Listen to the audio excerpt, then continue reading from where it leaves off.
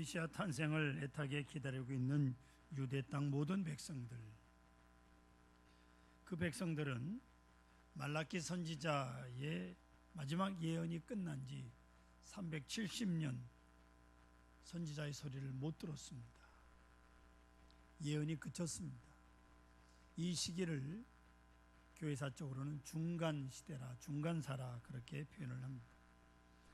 그동안 그 370년 동안 수많은 침략으로 인해서 바벨론에 70년간 포로로 잡혀간 적도 있었고, 페르시아의 침략을 받기도 하고, 프톨레미, 셀루코스, 그리고 잠깐 독립해서 하스몬 왕조라고 하는 왕조를 이루다가 BC 예수님이 오시기 64년 전부터 로마의 지배를 받게 되면서 참으로 이스라엘 백성들, 유다 백성들은 암담한 현실 속에 살아가고 있었습니다.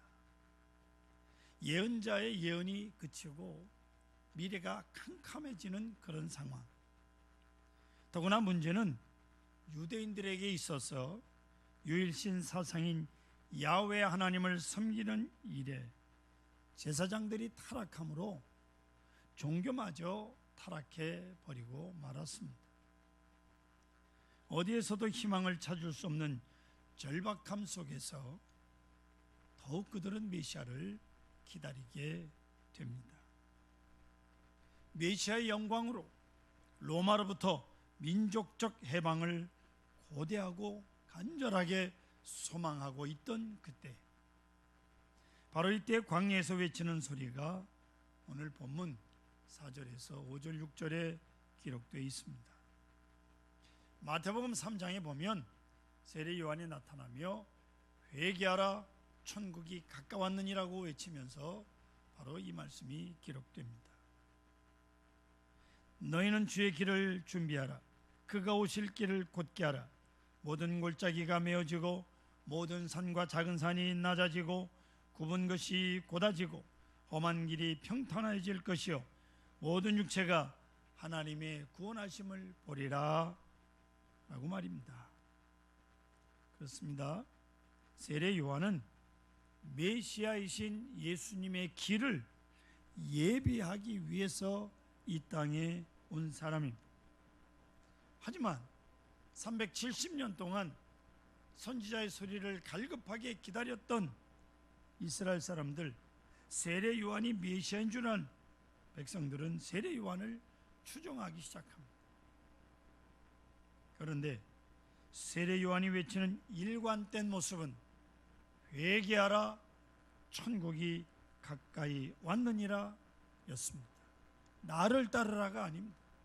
회개하라 천국이 가까이 왔느니라. 이제 성탄을 맞이하며 주님 오심을 맞이하면서 오늘 우리 몇 가지로 주님 맞을 준비를 해야 되는데, 첫 번째로 메시아를 맞이하기 위해서 제일 먼저 해야 될 일은 회개하는 일입니다. 회개라고 하는 헬라어가 메타노에오라고 하는 말은 마음을 바꾸다, 다르게 생각하다, 회개하다 그런 뜻을 가지고 있습니다. 후회라고 하는 뜻과는 전혀 다릅니다. 후회하면서 흘리는 눈물과 회개하면서 흘리는 눈물은 전혀 의미가 다릅니다. 회개는 생각을 완전히 뜯어고치고 그 삶의 방향을 180도 전환하는 것을 회개라고 말합니다. 그렇기 때문에 세례 요한이 우리가 읽지 않았습니다만 8절에 보시면 회개에 합당한 열매를 맺으라고 외치고 있음을 보게 됩니다. 마음이 회개했다면 그에 합당한 행동을 보여주어야 한다, 그런 말씀입니다. 주 4세기경 예수님이 이제 탄생한 이후로 300년대 암브로시우스라고 하는 분이 서방의 4대 교부 중에 한 사람으로 밀라노 교회 주교였습니다. 그 유명한 탕자 어거스틴을 회개시켜서 훗날 성인으로 만든 분이 바로 암브로시우스라고 하는 주교입니다. 이분에게 유명한 일화가 하나 있는데 주 390년경에 그리스의 테살로니키아 주민들이 반란을 일으켰습니다. 로마의 속국으로 있었는데 그래서 총독을 살해하고 황제의 초상을 흙탕물 속에 집어넣고 반란을 일으킨 적이 있습니다. 그러자 군대를 동원해서 그 지방 사람 약 7,000명을 무자비하게 학살을 했습니다.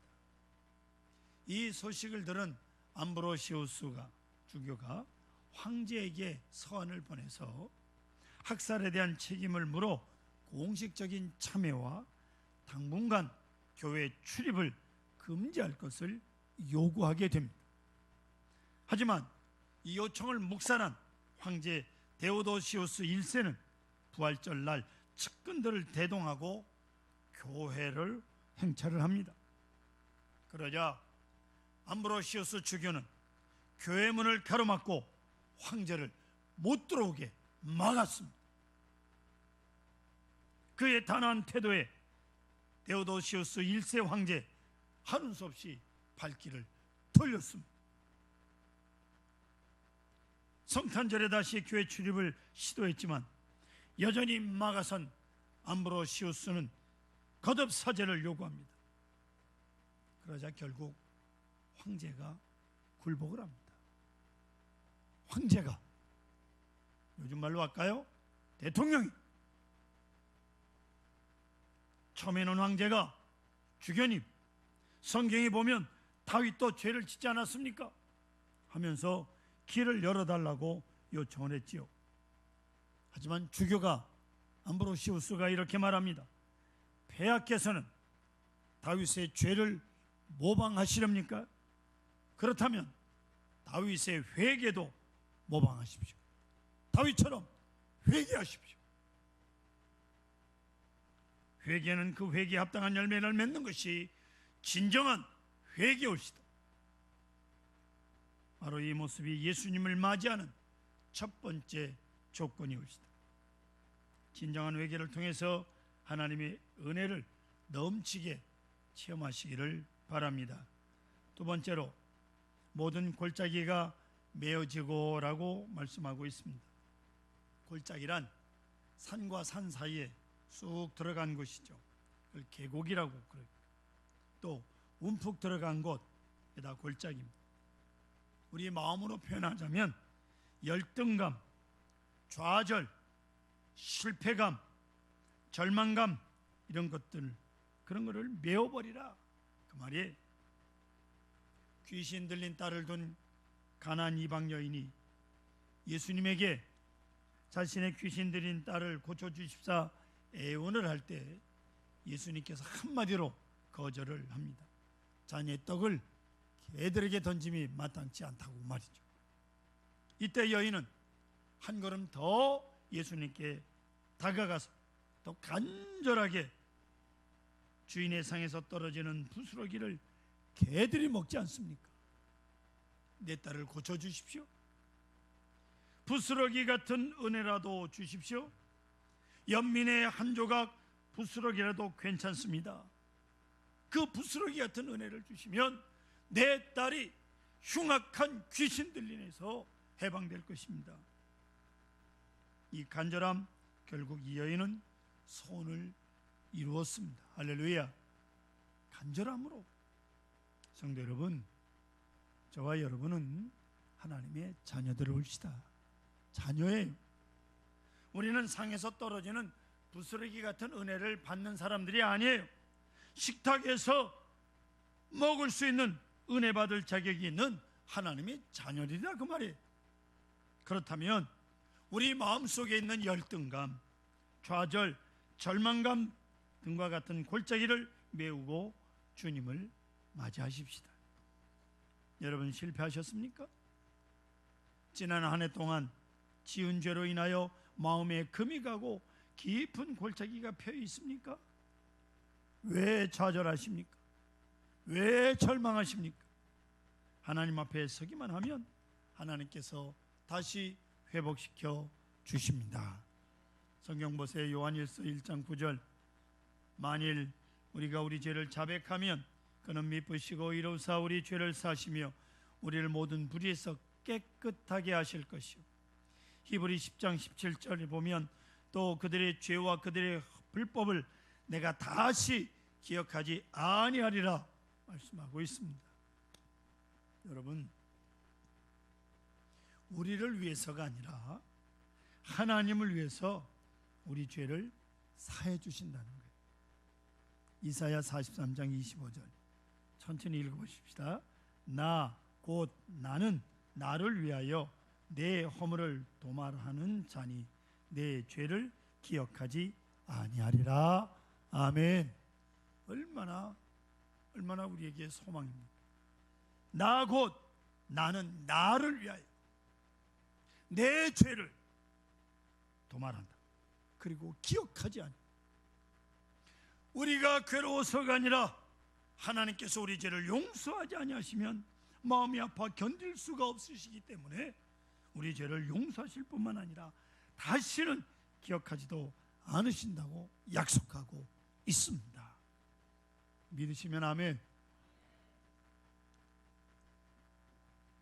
성도 여러분, 마음속에 죄로 인한 절망과 좌절의 골짜기를 하나님의 은혜로 메워버리고 소망의 주님, 사랑의 주님을 맞이하시기를 소원합니다. 세 번째는 모든 산과 작은 산이 낮아지고 라고 말씀하고 있습니다. 여기서 말씀하시는 산은 우리 마음속에 있는 교만을 뜻합니다. 높은 교만이든 낮은 교만이든 내가 너보다 낫다고 생각하는 우월감, 이게 다 교만이에요. 제가 많이 회개한 적이 있습니다. 6년 전에 제가 노회장을 지냈습니다. 그저 생각 없이 그거 다 개나 소나 다 아는 노회장을 그렇게 대단하게 생각하느냐고 그 한마디 했더니 평생 노회장 한번 해보기가 어려운 분들, 안 해보신 분들이 당신은 해봤으니까 그따구 소리 한다는 거예요. 그래서 제가 회개 많이 했습니다. 아무나 개나 소나 하는 게 아니고 그것도 하나님의 은혜 가운데 하는 거예요. 그 교만이었더라고요. 교만이. 이런 교만의 마음을 깎아내고 평탄케 하라고 우리에게 권면하고 있습니다. 마태복음 8장 5절 이하에 보시면 로마 군대 백부장 자신의 집 하인이 중풍병으로 몹시 괴로워하는 것을 보고 예수님을 찾아와 고쳐주시기를 간구하는 장면이 있어요. 유대 나라를 지배하고 주둔하고 있는 로마 군인 장교, 자신의 사무실에 앉아서 자기 부하들에게 예수라는 사람을 찾아서 데리고 오라고 한마디만 하면 됩니다. 얼마든지 유대 사람들을 가라 오라 할 수 있는 위치에 그런 인물이에요. 그런데 이런 권력을 가지고 있는 백부장이 예수님을 찾아와서 간구합니다. 주여, 내 하인이 중풍병으로 몹시 괴로워합니다. 이때 예수님께서 참으로 귀하게 보시고 내가 가서 고쳐주리라고. 얼마나 큰 은혜입니까? 주님이 직접 와서 고쳐주시겠다니. 그러자 백부장이 말하기를 주여, 내 집에 들어오심을 나는 감당치 못하겠사오니 다만 말씀만 나옵소서. 그러면 내 하인이 낫겠사옵나이다. 아멘. 크게 따라하십시오. 다만 말씀만 하옵소서. 보세요, 말씀이 먼저가 아니라 순종이 먼저입니다.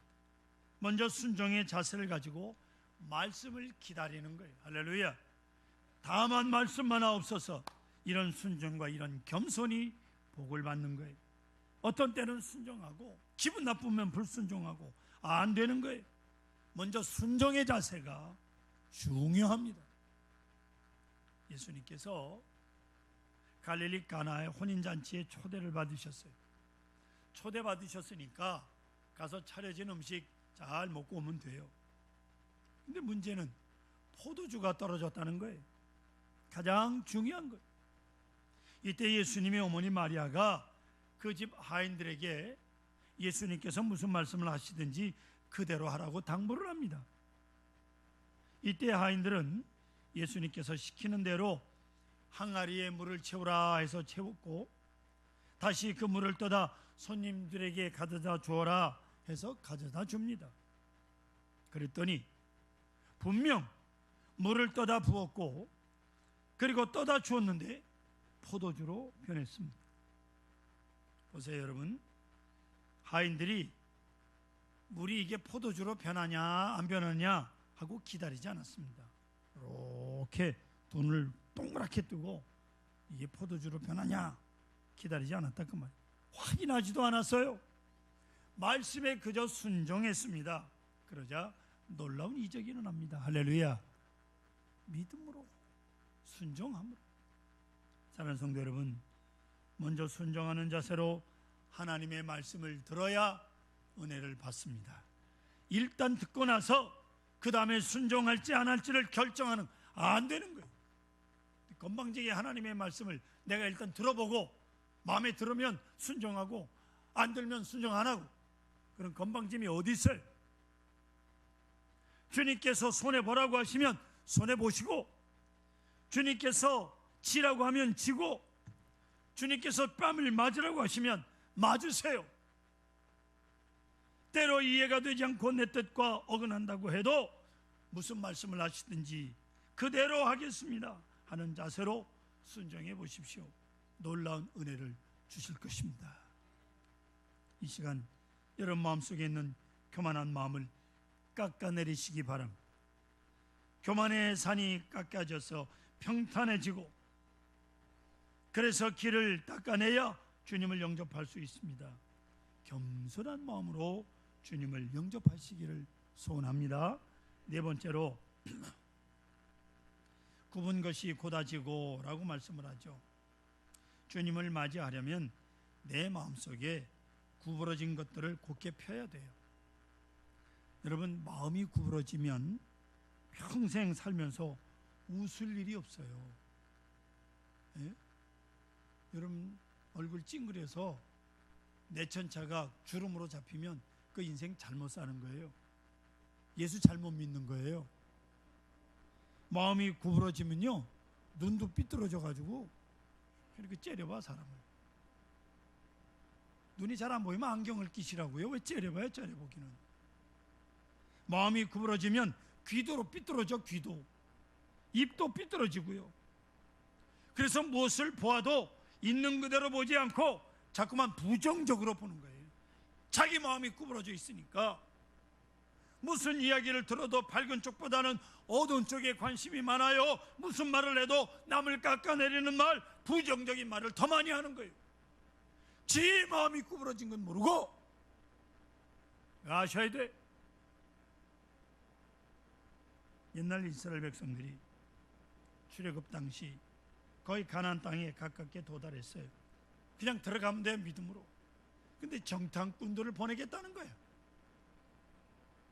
12명의 정탐꾼을 가나안 땅에 보내서 40일간 정탐을 하게 합니다.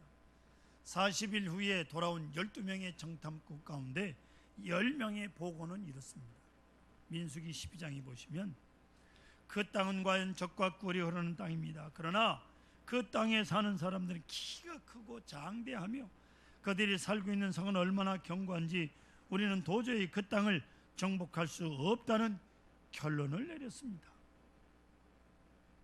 이 사람들은 안 됩니다, 못합니다 라고 한 거예요. 백성들이 다 울고 난리야. 하지만 나머지 두 사람 여호수아와 갈렙의 보고는 달랐습니다. 앞에 화면을 보세요. 민수기 14장 6절로 8절을 보시면 그 땅을 정탐한 자 중 눈의 아들 여호수아와 여분네 아들 갈렙이 자기들의 옷을 찢고 이스라엘 자손의 온 회중에게 말하 이르되 우리가 두루다니며 정탐한 땅은 심히 아름다운 땅이라. 여호와께서 우리를 기뻐하시면 우리를 그 땅으로 인도하여 들이시고 그 땅을 우리에게 주시리라. 이는 과연 젖과 꿀이 흐르는 땅이니라. 이렇게 보고를 합니다. 여러분, 두 사람의 보고는 무슨 뜻입니까? 됩니다, 해봅시다, 하나님께서 함께 하십니다. 할렐루야. 우리 힘으로 하는 게 아니에요. 보세요, 할 수 있는 것을 할 수 있다고 하는 건 믿음이 아니에요. 합리적 사고죠. 할 수 없다고 생각되어지는 것을 할 수 있다고 하는 게 이게 믿음이에요. 믿음이 없으면 부정적인 사람이 됩니다. 무엇을 보아도 부정적으로 보게 되고 듣는 것도 부정적인 것에 귀를 기울입니다. 말하는 것도 부정적이 되기에 결국엔 구부러진 마음을 가지고 살게 되는 거예요. 그렇기 때문에 언제나 그 사람은 웃을 일이 없는 거예요. 하나님께서 예비하신 은혜를 받을 수도 없고 다른 사람들이 그 사람을 피하고 싶은 거예요. 만나면 불평만 얘기하니까 저 사람 만나면 또 한 소리 듣겠다. 머리를 파마하고 갔더니 뭐 이렇게 머리가 빠글빠글 무슨 뭐 라면이냐고 똑같다. 있다고 소리를 하니 그 사람 만나고 싶겠어요? 아, 그 파마 잘 나갔다고 그러면 어디가 덧나나? 그냥 부정적이야 모든 게. 이런 마음을 가지고 있으면 그 마음속에 주님께서 들어오실 수가 없어요. 부탁하건대 마음속에 굽은 것들 곧게 펴고 주님 맞이하시기를 소원합니다. 마지막으로 험한 길이 평탄해질 것이라고 말씀하고 있지요. 여기서 말하는 험한 길이란 중간중간에 장애물이 많은 길을 뜻합니다. 제가 작년 필리핀 마닐라에 목사 합창단 공연 때문에 지난 6월 달에 다녀왔어요. 작년 6월에 필리핀을 갔다 와서는 다시는 내가 돈을 주고 가라 그래도 필리핀은 안 간다. 가보시면 알겠지만 마닐라 시내는 그야말로 교통 지옥이에요. 50분 걸리는 거리를 4시간에 걸쳐서 갔어요. 나중에 사람들이 오줌이 마려워가지고 아주 그냥 차 안에서 벙벙벙벙 뛰어. 결국 어느 주유소에 들어가가지고 줄 쭉 서가지고 가히 교통 문제가 심각합니다. 거듭 말하지만 저보러 필리핀 가자고 그러지 마십시오. 다시는 가고 싶지 않은 곳입니다. 성도 여러분, 제가 왜 이 말씀을 드리느냐, 우리 마음의 길에도 교통체증을 일으키는 것들이 혹시 없습니까? 주님께서 들어오고 싶어서 애타게 기다리고 계시는데 그 길을 막고 있는 것들 말입니다. 그 중에 대표적인 게 뭐냐? 욕심이에요. 여러분, 욕심. 야고보서 4장 4절에 보십시오. 누구든지 세상과 벗이 되고자 하는 자는 스스로 하나님과 원수가 되는 것이라고 그랬어요. 예? 세상과 여러분 벗이 되면 결국 하나님과는 원수예요. 그 욕심이. 세상을 향한 우리의 욕심이 마음의 길을 막아 주님 들어오심을 방해하고 있는 줄 아시면 돼요. 예수님이 태어날 당시 유대의 분봉왕 3군데로 나눠졌는데 그게 헤롯 왕이 그 중에 하나의 왕이었어요. 이 헤롯은 욕심이 얼마나 많은지 몰라요. 누군가가 자기 왕의 자리를 엿보는 듯 싶으면 아내도 죽이고 처남도 죽이고 장모도 죽였어요. 아무튼 처가 식구는 다 죽였어요. 그래서 당시에는 헤롯의 아들이 되기보다는 헤롯의 돼지가 되어라 라는 말이 유행을 했습니다. 아들보다 돼지가 훨씬 안전하다 그 말이에요. 이런 헤롯이 만왕의 왕이 탄생했다는 소식에 가만히 있을 리가 없지요.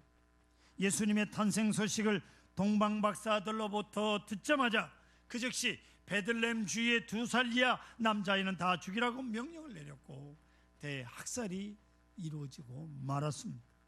자기 욕심 때문에 주님께서 오시는 길을 철저하게 막았던 헤롯.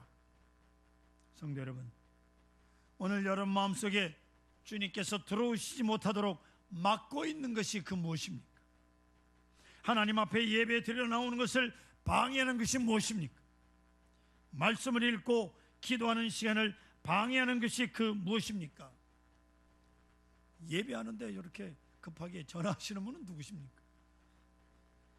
세상에 나가 살 때 말씀대로 살지 못하도록 내 발을 묶는 그것이 무엇입니까? 이 시간 모든 것을 깨끗하게 내어버리십시오. 여러분이 내버리기로 결단하기만 하면 하나님께서 치워주실 것입니다. 하나님께서 깨끗하게 치워주시고 예수님께서 여러분 마음속에 들어오시게 될 것입니다. 이번 성탄절에는 세상을 향한 욕심을 다 내버리고 기쁨으로 주님을 맞이하십시다. 큰 기쁨의 좋은 소식은 세상에 하나밖에 없어요. 바로 예수 그리스도의 탄생이 올시다. 보통 보세요. 좋은 소식이라고 하는 게 한편은 좋지만 한편에는 나쁜 경우가 있습니다. 그냥 예를 듭니다. 금년 겨울 별로 춥지 않다고 그래요. 가난한 분들에겐 좋은 소식이지만 겨울옷이나 겨울용품을 팔아야 되는 상인들에게는 울상이요 슬픈 소식이죠. 한쪽에는 그렇지 않습니까? 눈이 와야 좋아하는 분이 있습니다. 왜냐하면 눈 치우는 기계를 굉장히 많이 가지고 있는 장로님을 제가 알고 있거든요. 지금 몇 년째 놀고 있어요. 눈 치울 일이 없어서. 그런데 눈이 와야 좋아하는 분이 누구냐? 정형외과 의사들이요. 미끄러져 낙상하는 환자가 늘어야 정형외과 수입이 늘어나잖아요. 저보러 대놓고 그럽니다. 목사님, 저는 눈이 와야 좋아요. 별소리를 제가 다 들어요.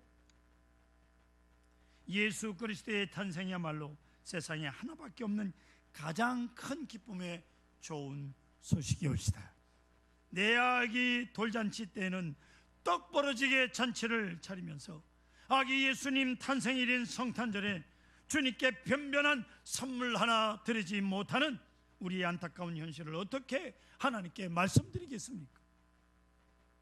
이제 가장 큰 기쁨의 좋은 소식을 만나는 사람들에게 전파하시고 그들과 악수를 나누며 메리 크리스마스를 연발하며 하나님께 귀한 예물을 정성껏 드리며 진정으로 기뻐하심을 입은 사람들의 평화를 누리는 성도 여러분들 되시기를 주 예수 그리스도의 이름으로 간절히 기원합니다.